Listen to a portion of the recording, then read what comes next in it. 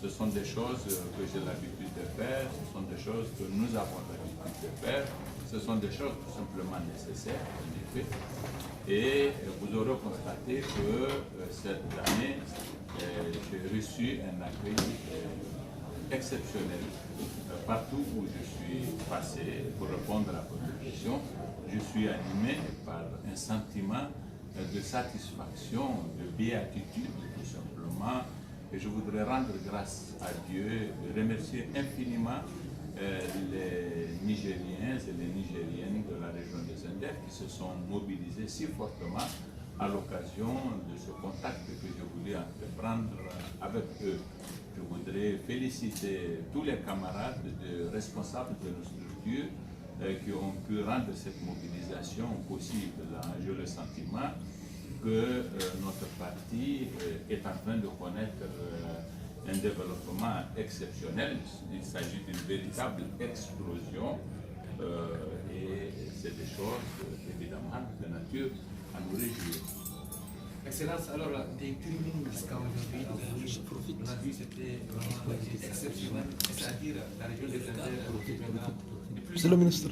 Regardez en face. Caméra, vous. Regardez.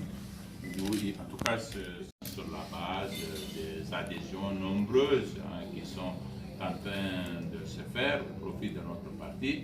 Sur la base donc, de ce que nous venons de voir, c'est très clair que nous sommes passés à une autre échelle qui est sans commune mesure avec celle dans laquelle nous étions au moment des dernières élections de l'année 2016. Et le parti est en train de s'installer de façon tout à fait massive, forte, au point que, évidemment, il est tout à fait pertinent, juste et légitime de dire que ce sera une de nos places fortes de plus. Président,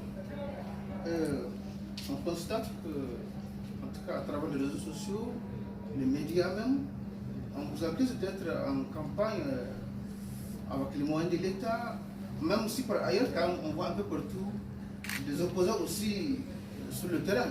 Alors, que répondez-vous à ceux qui pensent que vous êtes vraiment en campagne? Je leur réponds que la campagne électorale, c'est 20 jours électoral. Lorsque, sur ces 21 jours, on est en politique de terrain, comme je suis en train de le faire, on est en campagne électorale. Pour le moment, nous ne sommes pas en campagne électorale, nous ne sommes pas dans cette plage de 21 jours réglementée de façon très stricte par le code électoral. Je suis dans une entreprise de contact avec mes militants. Il faut savoir que le PNDS Tarayya est un parti qui n'a pas hérité de rente, de situation qui l'est épargné de chercher ses militants lui-même. En tout cas, ça, c'était le cas de certains partis. Nous ne les avons pas mis sur le terrain, mais à chaque fois que nous sommes allés à des élections, ils ont des résultats supérieurs aux nôtres. Nous comprenons pourquoi. Nous avons dû travailler pied à pied. Nous avons dû construire notre parti brique après brique.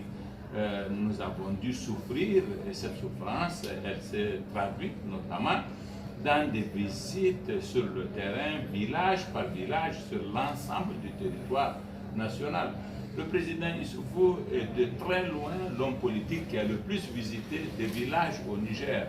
Nous avons même tenu à un moment donné une certaine comptabilité. Et je me souviens qu'entre la fin de l'année 2007, si mes souvenirs sont bons, et le début de l'année 2009, juste avant la dissolution de l'Assemblée nationale par le président Tanja Mamadou, le président Issoufou avait visité 900 villages. Nous avons arrêté cette comptabilité quand nous sommes entrés dans le cycle de la lutte qui avait commandé qu'il cesse d'être sur le terrain.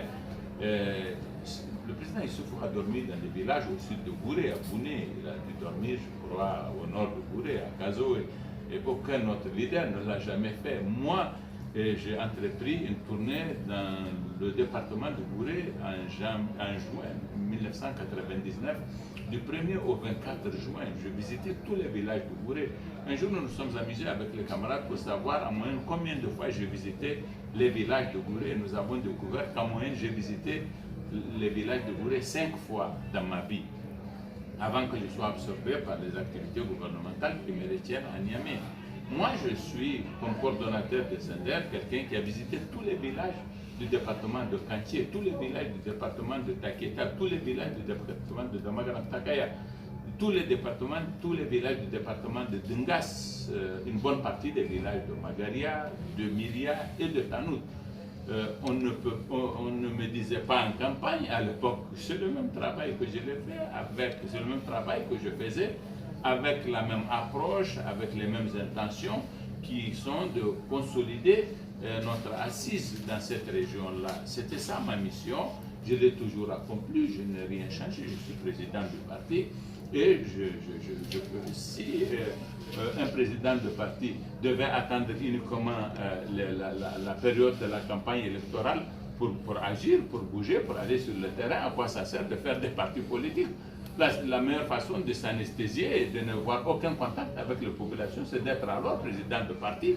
Parce que si vous devez aller en période de non-campagne électorale, on vous accuserait de violer la loi. Quelle est-elle cette loi-là? Qu'on nous dise une seule disposition de la loi électorale ou de la charte des partis politiques qui nous fait interdiction d'entrer en contact avec nos militants quand on est hors de la période électorale. Un président de parti politique se doit d'être sur le terrain, en effet, d'être en contact avec ses militants. La forme du contact, elle dépend des situations, tout simplement. Il y en a qui auraient bien voulu recevoir des bains de foule, comme je suis en train de le faire, mais ce n'est pas possible. Ils seraient obligés, eux, de définir une autre forme. C'est ce qui nous arrivait à nous. Lorsque je faisais cette tournée dont je vous parle dans la région des Anders, où que le président et surtout les entrepreneurs sur l'ensemble du territoire national, ce n'étaient pas des meetings de ce genre auxquels nous avons droit. Ça a dénoté le niveau de notre implantation, notre capacité de mobilisation. C'est une question purement de forme en ce moment.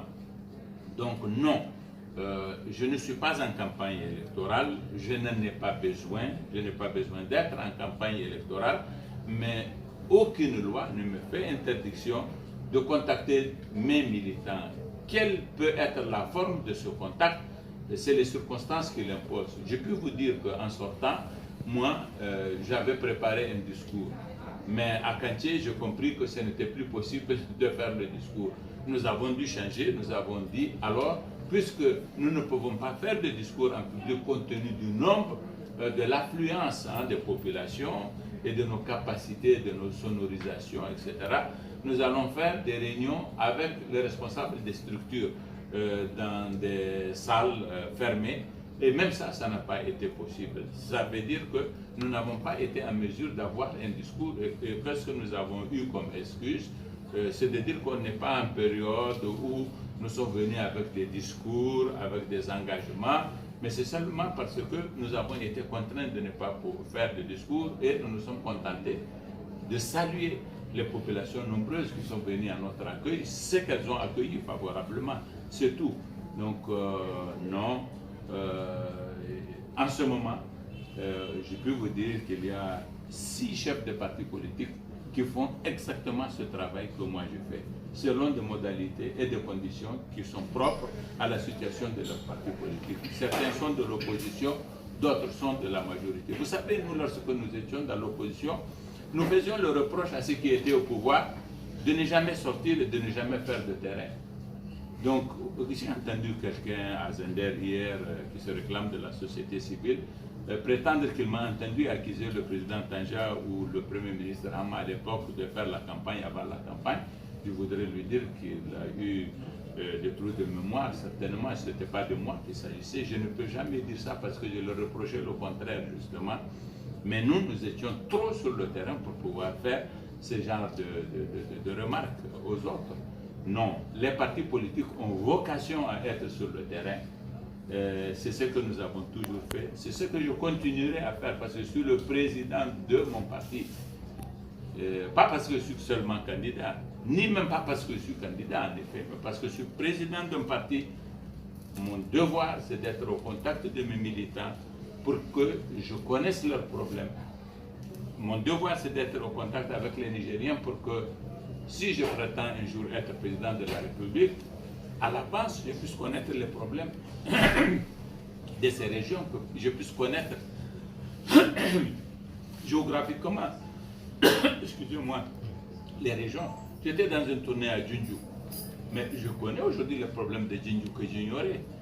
Demain, si je suis président de la République, je sais ce qu'il faut faire de façon prioritaire à Djundju. Comment l'aurais su? Et devant qui j'aurais pris des engagements pour que j'ai à les remplir, afin que je puisse dire aux gens de Djundju, voilà, j'ai rempli mon contrat avec eux, avec vous, l'engagement que j'ai pris, je l'ai respecté. Non, je serai en contact avec les populations.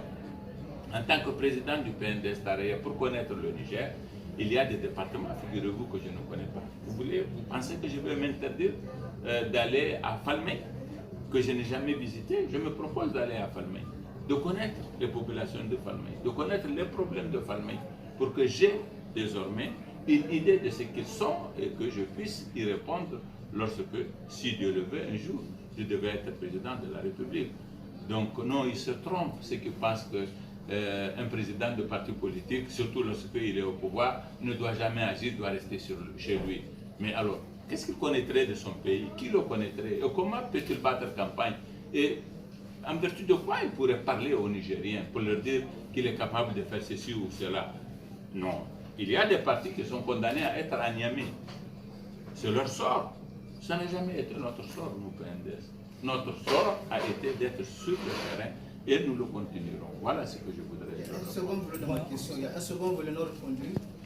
C'est-à-dire qu'il essaie de dire que vous abusez des moyens de l'État. Est-ce qu'il faudrait peut-être voir sa sécurité? Est-ce cela en fait je ne sais pas de quoi il est question. Quand on parle des moyens de l'État que j'utilise, c'est vrai que j'utilise un véhicule de l'État pour le moment, en effet, mais je constate qu'à chaque fois qu'un ministre est en congé, il va avec son véhicule. C'est une tradition de l'administration nigérienne. Moi, je peux y renoncer. Maintenant qu'on me fait le reproche, je vous promets que je ne viendrai plus en congé avec un véhicule de l'État et je ne mènerai aucune activité politique avec le véhicule de l'État. Si ça peut être les moyens de l'État. À part ça, moi, je n'utilise aucun moyen. La sécurité, il est loisible à quiconque qu'on lui assure la sécurité en fonction de ce qu'il pense être ce qui est nécessaire à cet effet, de faire une demande et on mettrait la sécurité à sa disposition. C'est bon, ça.